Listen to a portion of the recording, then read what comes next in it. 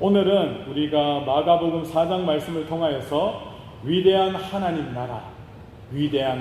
나라라는 제목으로 말씀을 나누길 원합니다. 오늘 본문에는 예수님은 아주 흥미로운 질문으로 말씀을 시작하고 계십니다. 우리가 하나님의 나라를 어떻게 비교하며 또 무슨 비유로 나타낼까라고 예수님이 말씀하고 계십니다. 온 우주를 창조하신 왕의 나라, 그 거룩하고 영광스러운 하나님 나라를 설명하기 위해서 예수님은 어떠한 대단한 것을 떠올렸을 수도 있었을 것이라는 겁니다. 하나님의 나라를 큰 제국으로 비유할 수도 있었을 겁니다. 그 당시에는 로마라는 나라가 이 지구상을 거의 정복할 만큼 큰 제국을 이루고 있었다라는 겁니다. 그래서 예수님이 하나님 나라를 설명할 때 로마 제국을 빗대어서 설명할 수도 있었다라는 것입니다. 나무로 치면은 아주 멋진 나무, 백향목과 같이 하나님의 성전을 만드는데 귀하게 쓰임받은 백향목과 같은 좋은 나무를 빗대어서 하나님 나라다라고 그렇게 비유로 말씀하실 수도 있었을 것이라는 겁니다. 그런데 오늘 말씀해 보니 하나님 나라를 무엇으로 비유하고 있습니까? 하나님 나라는 겨자씨 한 알과 같다라고 말씀하고 계신다는 겁니다. 여러분, 겨자씨를 혹시 보신 적이 있으십니까? 겨자씨를 보신 적이 있으세요? 저는 봤습니다.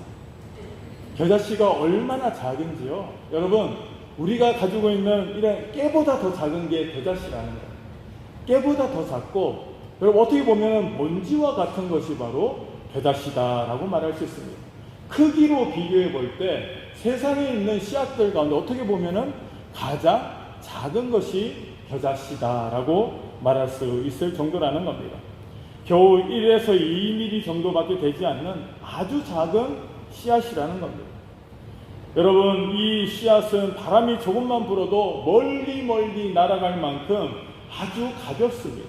작고 가벼운 것이 바로 이 겨자씨다라고 말씀할 수 있습니다. 그런데 예수님은 왜 하나님 나라가 이 작고 미미한 겨자씨와 같다라고 그렇게 비유로 말씀하셨을까요?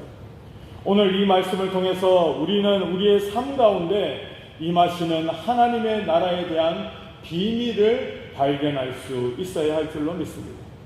하나님 나라는 여러분 원대하고 큰 것이 아니라고 성경은 말씀하십니다. 예수님께서 하나님 나라를 겨자씨로 비유하신 것은 그만큼 작고 보기에도 발견하기도 어렵고 때로는 그것이 무가치하게 보일 수도 있지만은 여러분, 겨자씨가 땅에 심기고 겨자씨가 싹을 틔워서 자라나가기 시작하면은 그 크기는 세상의 그 어떤 나무보다도 크고 웅장한 나무가 된다라는 것을 성경은 말씀하고 계신다는 겁니다.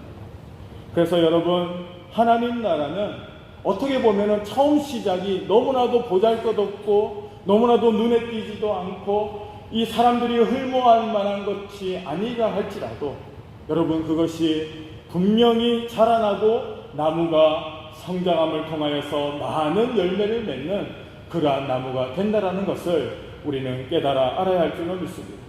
그런 가운데 오늘 우리는 본문을 통하여서 위대한 하나님의 나라에 대해서 크게 세 가지로 생각해 보기를 원합니다.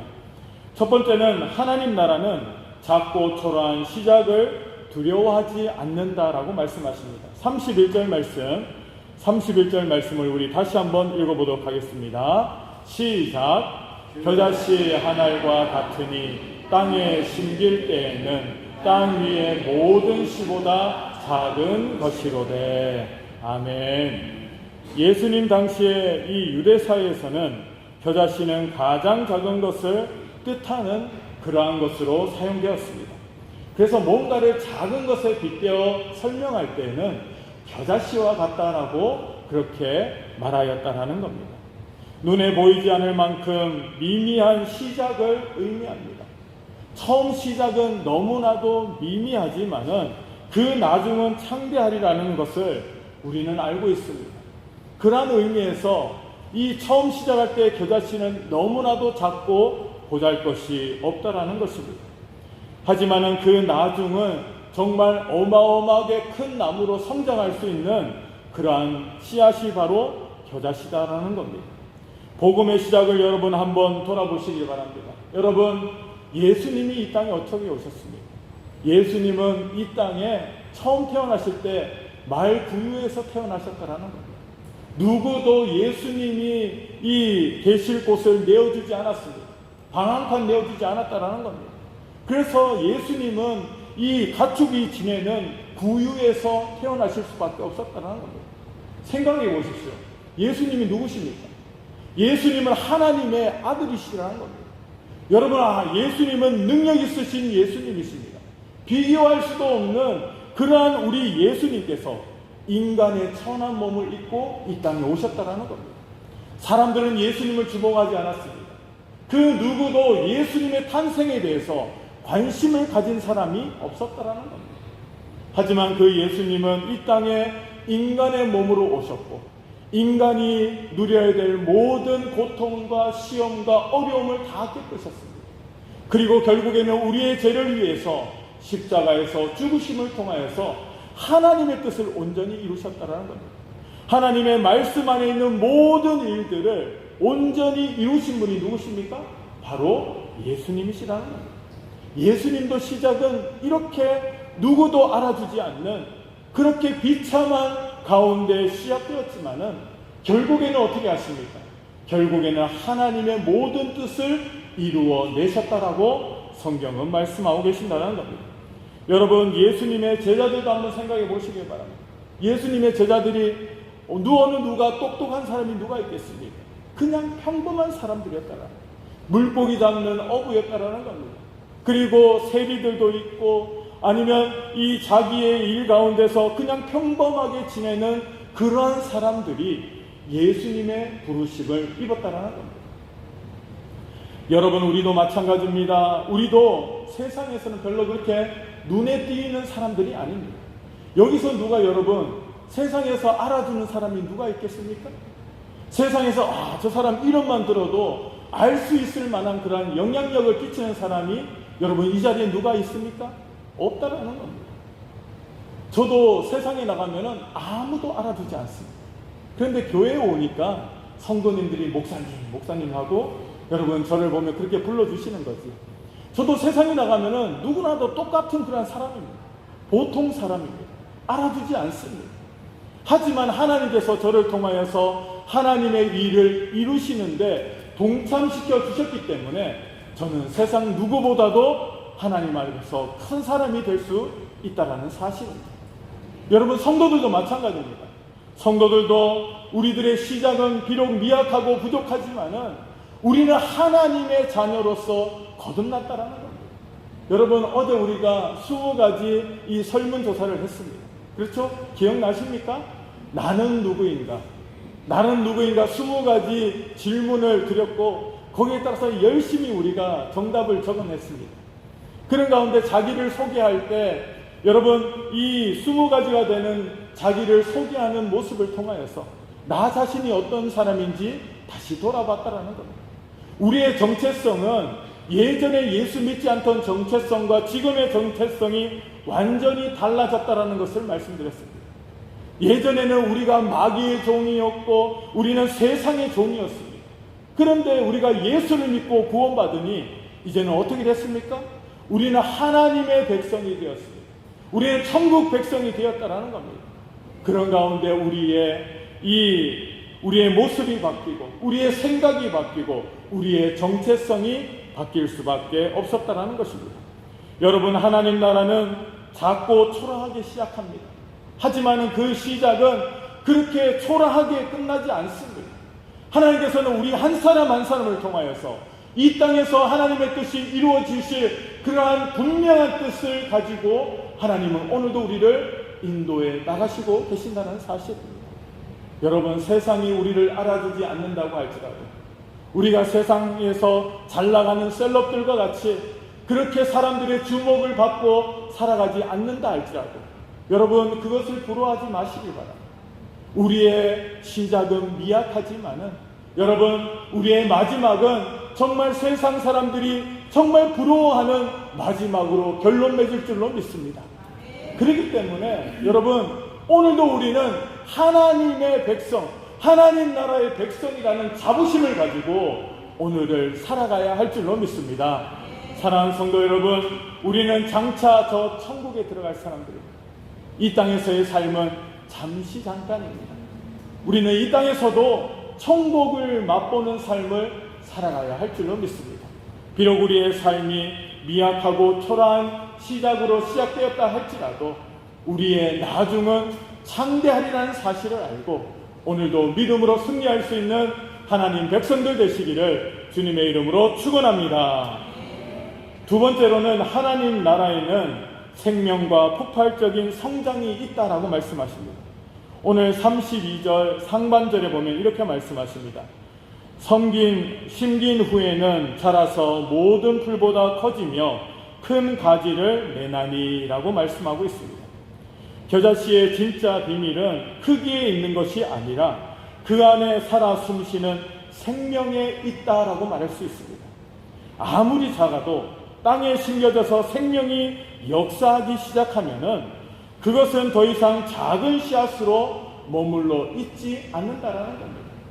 여러분, 겨자씨 한 알이 땅에 떨어져서 여러분 싹을 틔기 시작하면은 그때부터는 놀라운 성장의 역사가 있다라는 것입니다. 여러분, 우리 화단을 가꾸다 보면은 이 씨앗을 심을 때가 있다라는 겁니다. 씨앗을 심고 한 2주나 3주 동안에는 전혀 반응이 없습니다. 분명히 땅에다가 심고 거름을 하고 물을 줬는데도 불구하고 여러분, 이 땅 위로 이 새싹이 솟아날 그러한 모습이 보이지 않는다라는 겁니다. 그런데 시간이 조금만 흐르면 어떻게 됩니까? 여러분, 싹이 튀기 시작하면 어떻게 됩니까? 그때부터 이 식물은 폭발적으로 성장한다라고 말씀하고 계신다는 겁니다. 여러분, 땅속에 있을 때에는 땅속에 뭐가 있는지 모릅니다. 생명이 있는지, 정말 그곳에서 생명이 자라고 있는지 모른다라는 겁니다. 하지만은 땅을 뚫고 올라섰을 때 그때부터는 이 식물은 놀라운 성장 속도를 발휘할 수밖에 없다라는 것입니다. 여러분, 겨자씨도 마찬가지입니다. 처음에는 땅에 심길 때는 너무나도 작았지만은 그 씨앗은 무엇이 있다고 이야기합니까? 생명이 있다는 거예요. 생명의 힘은 여러분 너무나도 놀랍습니다. 죽은 것 같은 이 작은 씨앗도 땅에 심기게 되고 물을 먹으면은 그때부터 생명력이 역사를 나타낸다고 성경은 말씀하십니다. 여러분, 이집트 피라미드에서 씨앗들이 발견됐다고 합니다. 몇천 년 동안 봉인되었던 그 피라미드 속에서 씨앗이 발견됐는데 학자들이 그 씨앗을 가지고 땅에 심어봤다고 합니다. 그런데 놀라운 것은 시간이 그렇게 오랫동안 지나간 후에도 그 씨앗에 이 땅에 심겨지고 물을 주니 그 씨가 발아하기 시작했다라는 겁니다. 싹을 키우기 시작했다라는 겁니다. 여러분, 놀랍지 않습니까? 2000년, 3000년의 세월을 견디면서 그 씨앗이 땅에 심겨지고 물을 먹으니까 그때부터 폭발적인 생명력이 나타나게 됐다라는 겁니다. 여러분, 우리 성도들도 마찬가지입니다. 우리 성도들의 속에는 무엇이 있습니까? 생명력이 있다라는 겁니다. 여러분, 세상 사람들은 살아있으나 살아있는 존재가 아니라는 겁니다. 여러분, 우리는 죽었던 존재였지만 예수님이 부활하심을 통하여서 우리도 다시 살아난 존재가 되었다라는 겁니다. 예수를 믿지 않는 자들은 아직도 죽은 존재로서 살아가고 있지만 여러분, 우리는 다시 살아난 존재. 그래서 우리 가운데 무엇이 있습니까? 생명력이 있다라는 겁니다. 여러분, 이 생명력은 능력이 있습니다. 생명력은 자라날 수밖에 없습니다. 여러분, 우리가 열심히 물을 주고 거름을 주면은 이 생명력은 자라날 수밖에 없다라는 겁니다. 여러분, 아무리 물을 주고 거름을 주고 영양분을 공급해도 자라나지 않고 싹을 틔우지 않는 것은 무엇입니까? 그 속에 생명력이 없다라는 겁니다. 그렇기 때문에 자라날 수 없다라는 겁니다. 여러분, 우리가 신앙생활 할 때 우리들의 이 생명력은 우리를 성장하게 할 줄로 믿습니다. 하나님으로부터 받은 이 생명력이 있는 자들은 여러분, 믿음이 자라날 수밖에 없습니다. 신앙생활에서 하나님께로 더욱더 가까이 나갈 수밖에 없다라는 겁니다. 내가 생명력이 없을 때는 어떻습니까? 죽은 것과 같이 살아갔다는 거예요. 세상에서 아무런 낙이 없고, 세상에서 아무런 의지할 것도 없고, 희망도 없이 그렇게 살아가던 우리들이 예수를 만나고 예수를 통해서 생명력을 공급해 받으니 어떻게 됩니까? 이제 살아있는 생명체가 되었다는 겁니다. 여러분, 생명체는 어떻습니까? 생명체는 움직입니다. 생명체는 움직일 수밖에 없다는 겁니다. 생명체는 움직이고 활동력이 있다라고 말할 수 있다는 겁니다. 여러분, 우리 믿는 자들은 움직여야 될 줄로 믿습니다. 여러분, 어제 우리 미니 올림픽 하는데 우리 세 분의 장로님들이 얼마나 앞에 나와서 열심히 하시는지 몰라요. 우리 장로님들이 열심히 하시니까 우리 성도님들이 덩달아서 또 열심히 하시더라고요. 얼마나 보기가 좋은지 모릅니다. 연세가 있으신 분도 게임을 하는데 이기려고 악착같이 막 하시더라고요. 여러분, 막 목사한테 막 대들고 막 심판인데도 그게 아니라고 막 하시면서 이기기 위해서 열심히 하시는 모습을, 그것은 무엇을 의미합니까? 생명력이 있다는 겁니다. 생명력이 있으니까 움직이는 거예요. 생명력이 없으면 여러분 움직이지 않습니다. 가만히 있을 수밖에 없어요. 예전에도 가만히 있었고 오늘도 가만히 있고 미래에도 움직이지 않습니다. 그게 바로 생명력이 없는 이 물건들의 특징이라는 거예요. 하지만 여러분, 생명력이 있는 자들은 어떻게 됩니까? 성장할 수밖에 없어요. 움직일 수밖에 없습니다. 여러분, 저는 봤습니다. 우리 교회가 움직일 수 있는 교회라는 것을 봤습니다. 우리 교회가 성장할 수 있는 교회라는 것을 봤습니다. 우리 가운데 생명력이 있기 때문에 하나님이 우리에게 주신 생명력으로 말미암아 우리 교회는 성장할 것이요, 우리 교회는 움직이는 교회가 될 줄로 믿습니다. 사랑하는 성도 여러분, 오늘도 우리는 하나님의 말씀을 통하여서 생명력을 공급받고 있습니다. 말씀을 통하여서, 기도를 통하여서, 예배를 통하여서 오늘도 우리는 하나님이 공급해 주시는 생명력을 얻고 있다는 겁니다. 그때 우리는 어떻게 됩니까? 우리는 성장할 수밖에 없습니다. 우리 성도님들이 하나님의 은혜 가운데 성장하기를 원합니다. 우리 성도님들이 믿음 안에서 성장하기를 원합니다. 그래서 심겨질 때에는 눈에 보이지도 않는 작은 겨자씨와 같은 우리의 모습이지만 시간이 흐르고 영양분을 공급받고 우리가 싹을 틔워가면서 성장될 때는 나중에 아주 거대한 나무의 모습을 이룰 수 있는 우리 성도님들이 되어야 할 줄로 믿습니다. 사랑하는 성도 여러분, 우리 가운데 정말 폭발적인 생명력의 능력이 나타날 수 있는 우리 교회와 성도님들 되시기를 주님의 이름으로 축원합니다. 세 번째로는 하나님 나라의 종착지는 이웃을 품는 풍성한 그늘이다라고 성경은 말씀하십니다.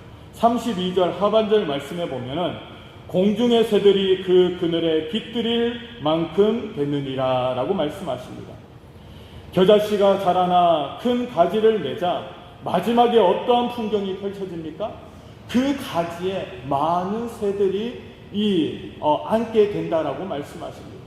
많은 새들이 찾아온다라는 겁니다. 여러분, 큰 나무에는 많은 새들이 찾아올 수밖에 없습니다. 작은 나무에는 나무의 가지에 새들이 많이 앉지 않습니다. 조그마한 나무에는 새들이 거기에 잘 깃들지 않습니다. 왜 그렇습니까? 이 큰 나무에 거기에 올라와 있어야지만이 이 천적들의 공격도 피할 수도 있고 자기를 숨길 수도 있다는 겁니다. 나무가 커야지만이 많은 새들을 포용할 수가 있습니다. 그렇기 때문에 이 나무들은 큰 나무들이 좋다라는 거예요. 여러분, 목재가 어떤 나무를 가지고 목재를 만듭니까? 큰 나무를 가지고 목재를 만든다는 거예요. 우리가 사용하는 집을 짓는 목재들은 여러분 아주 큰 나무들을 가지고 가공을 합니다. 그렇기 때문에 큰 목재야만이, 큰 나무야지만이 큰 좋은 목재를 생산할 수가 있다는 겁니다. 여러분, 길거리에 있는 작은 나무들, 그 나무들 가지고는 집을 지을 수가 없습니다. 이 구조물들을 만들어낼 수가 없다라는 겁니다. 그렇기 때문에 좋은 나무들, 큰 나무들, 단단한 나무들은 좋은 목재로 사용될 수 있다라는 것입니다. 여러분, 겨자씨는 어떤 나무입니까? 처음에는 작지만은 시간이 가면 갈수록 큰 나무가 되는 것이 바로 겨자씨 나무라는 겁니다. 여러분, 이 나무에는 많은 새들이 깃들 수가 있습니다. 비를 피하고 바람을 피하고 눈보라를 피할 수 있습니다. 여러분, 이 겨자씨 나무같이 큰 나무가 돼야지만이 많은 새들이 와서 깃들 수가 있다라고 성경은 말씀하고 계신다는 겁니다. 여러분, 예수님을 만난 거듭난 성도들은 우리의 삶이 큰 나무가 되어야 될 줄 믿습니다. 요즘 사람들은 여러분 자기밖에 몰라요. 어린아이부터 여러분 노년에 있는 사람들까지 사람들은 자기의 유익을 위해서 오늘을 살아갑니다. 자기의 유익을 위해서 헌신하고 자기의 이 유익을 위해서 오늘도 땀 흘려서 일하고 있다는 겁니다. 그러다 보니 어떻게 됩니까? 주변에 있는 사람들 돌아보지 못한다는 겁니다. 가족도 마찬가지입니다. 여러분, 한 집에 같이 산다고 해가지고 여러분 모두가 다 가족이 아니라고 말합니다. 같은 가족인데도 여러분 무관심하게 살아가는 가족들이 얼마나 있는지 모릅니다. 부모님이 어떻게 지내는지 모르고 자녀들이 무슨 생각을 가지고 사는지도 모릅니다. 어떤 고민이 있는지 알지 못합니다. 왜? 나를 위해서 살다 보니까, 나에게 관심이 너무 많다 보니까 사람들은 주변에 있는 사람들을 돌아보지 못한다는 겁니다. 하지만 여러분, 성경은 뭐라고 말씀하십니까? 이 겨자씨가 자라서 큰 나무가 되었을 때 거기에 많은 새들이 와서 깃들었다라고 말씀하십니다. 여러분, 우리 성도들은 그러한 삶을 살아가야 할 줄은 믿습니다. 하나님 나라의 백성들은 그러한 삶을 살아가야 된다. 교회도 마찬가지입니다. 교회도 여러분 큰 나무와 같은 교회가 되어야 될 줄로 믿습니다. 여러분, 이 교회는 누구나 올 수 있는 교회가 되어야 될 줄로 믿습니다. 여러분, 사람을 외모로 판단하는 것이 아니고 사람이 가지고 있는 것, 입고 있는 것, 여러분 그런 것으로 사람을 판단하는 것이 아니라 누구든지 이 교회에 들어오면 반겨주고 만나주고 여러분 그 사람과 함께 어울릴 수 있는 교회가 큰 나무와 같은 교회가 될 줄로 믿습니다. 우리 성도들도 마찬가지입니다. 여러분, 내가 복받기 위해서 신앙생활 하는 것이 아니라는 거예요. 여러분, 내가 복받는 것도 중요하지만은 내 복을 받는 것을 통하여서 주변 사람들이 복을 받아야 된다고 성경은 말씀하십니다. 어떻게 보면 내가 복받는 것보다 나를 통하여서 주변에 있는 사람들이 복받는 것이 하나님의 뜻이다라고 성경은 말씀하고 계신다는 겁니다. 우리의 기도도 마찬가지입니다. 나를 위해서, 우리 가정만을 위해서, 내 문제만을 위해서 기도하는 것은 여러분 작은 나무와 같은 모습이랍니다. 거기에는 어떠한 새도 깃들 수가 없습니다. 우리는 큰 나무가 되어서 우리의 기도가 내가 필요한 것에만 국한되어 있는 것이 아니고 여러분 우리 나라와 민족을 위해서 기도해야 되겠고요. 우리는 이 복음이 땅끝까지 전파되기 위하여서도 기도해야 될 줄로 믿습니다. 언제까지 나만을 위해서 기도하고 우리 가정만을 위해서 기도하고 자녀들만을 위해서 기도하겠습니다. 하나님께서는 우리의 지경을 넓혀 주시겠다라고 약속하십니다. 언제요? 우리들의 마음이 넓혀져야 할 때, 우리들의 마음이 넓혀질 때 하나님께서는 우리의 지경을 넓혀 주시겠다고 말씀하십니다. 언제까지 이렇게 작은 마음만 품고 있겠습니까? 여러분, 우리들의 믿음의 지경이 넓혀지기를 기도하시길 바랍니다. 그래서 우리 교회 안에 여러분 많은 새들이 날라 들어올 수 있도록 여러분 기도해 주시길 바랍니다. 우리 교회가 큰 나무와 같은 교회가 되어야 될 줄은 믿습니다. 누구든지 용납하는 교회, 누구든지 받아줄 수 있는 교회, 그래서 정말 하나님의 뜻을 이루는 교회가 되어야 할 줄은 믿습니다. 정말 땅끝까지 복음을 위해서 선교하고 전도하며 복음을 전하는 일에 우리 교회가 귀하게 쓰임받아야 될 줄은 믿습니다. 우리 성도님들이 이 일에 함께 동참하기를 원합니다. 여러분, 나만을 위한 신앙생활에서 이제는 주변 사람들을 위한 신앙생활로, 그리고 땅끝까지 복음을 전하는 그러한 신앙생활로 우리의 지경이 넓혀지는 모습이 되어야 할 줄로 믿습니다. 그것이 바로 하나님 나라의 백성들의 모습이다라고 성경은 말씀하십니다. 사랑하는 성도 여러분, 오늘도 우리는 위대하신 하나님의 나라를 꿈꾸고 있습니다. 어제도 말씀드렸지만은 우리가 오늘을 살아가고 있는 이 순간에도 우리는 하나님 나라를 맛보는 성도들이 되어야 될 줄로 믿습니다. 죽어서 가는 것이 천국이지만은 죽기 전에 이곳에서도, 이 땅에서도 우리는 천국을 맛보는 성도들이 되어야 될 줄로 믿습니다. 그래서 그러기 위해서 어떻게 됩니까? 우리 교회가 큰 나무와 같이 되어야 될 줄로 믿습니다. 우리 성도들이 큰 나무와 같은 성도들이 되어야 될 줄로 믿습니다. 그래서 정말 하나님 나라의 백성으로서 위대한 하나님 나라를 이 땅에서 온전히 이루어드리고 하나님께 영광 돌리는 우리 교회요, 우리 성도님들 되시기를 주님의 이름으로 축원합니다.